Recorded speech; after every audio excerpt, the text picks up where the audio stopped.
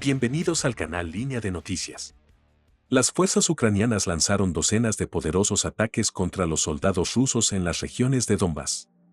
Los oblasts de Lugansk y Donetsk son inmunes a los ataques rusos. La Fuerza Aérea Ucraniana ha llevado a cabo varios ataques poderosos contra las tropas rusas en las últimas 24 horas. Los vehículos aéreos no tripulados pertenecientes a las tropas rusas fueron destruidos por las fuerzas ucranianas. Además de los ataques a los centros de comando rusos, la artillería y los lanzacohetes ucranianos también atacaron a una gran cantidad de soldados rusos. La pérdida total de soldados rusos en la guerra superó los 100.000. La República Checa lleva a cabo la reparación del equipo militar ucraniano. Muchos países continúan apoyando a Ucrania para realizar poderosas operaciones durante la guerra. Estados Unidos aprobó el envío de sistemas de defensa aérea a Ucrania.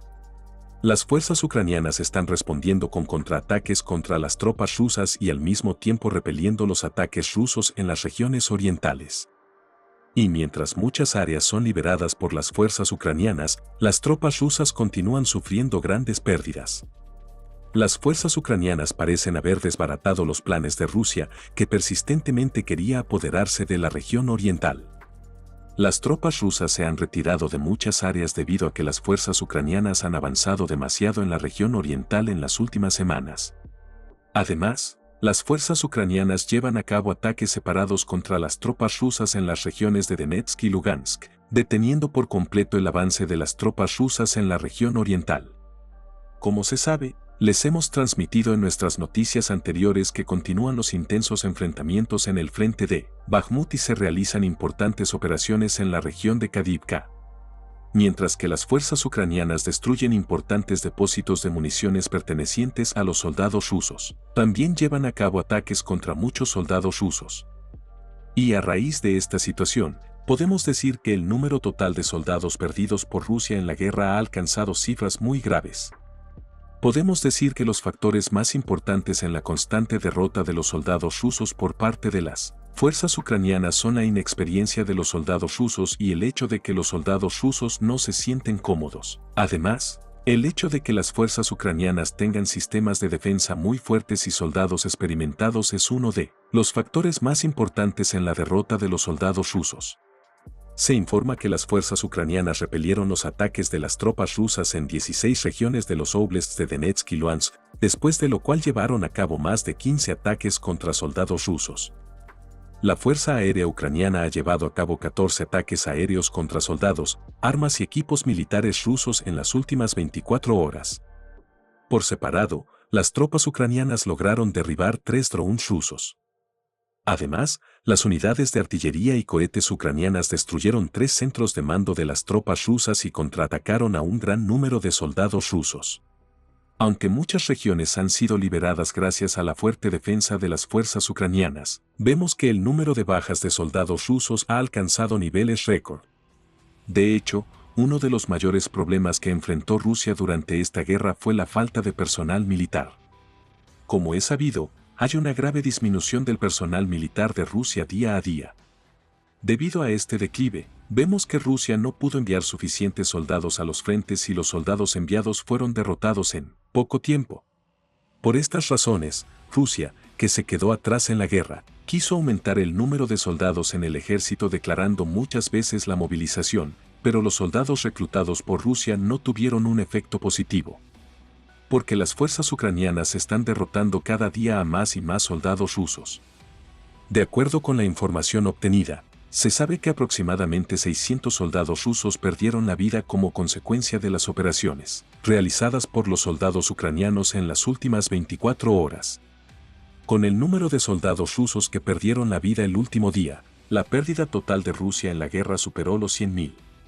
Y el número de bajas de soldados rusos aumenta cada hora. Esta situación hace que sea muy difícil para Rusia continuar con esta guerra.